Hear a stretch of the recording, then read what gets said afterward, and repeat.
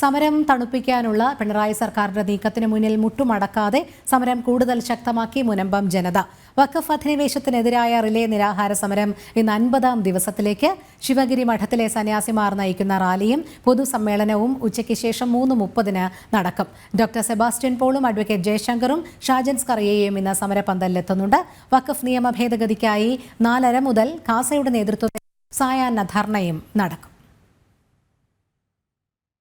തുടർന്ന് നടക്കുന്ന പൊതുസമ്മേളനം വേളാങ്കണ്ണി പള്ളി വികാരി ഫാദർ ആന്റണി സേവ്യർ തറയിൽ ഉദ്ഘാടനം ചെയ്യും. Doctor Sebastian Paul, advocate Jayasankar, മാധ്യമപ്രവർത്തകനായ ഷാജൻ സ്കറിയ എന്നിവർ മുഖ്യ പ്രഭാഷണം നടത്തും. മുനമ്പം ഭൂസംരക്ഷണ സമിതി, SNDP, ധീവരസഭ, കുടുംബി മഹാസഭ, വേട്ടുവ സമുദായ സഭ എന്നിവർ ചേർന്നാണ് റാലിയും പൊതുസമ്മേളനവും സംഘടിപ്പിക്കുന്നത്.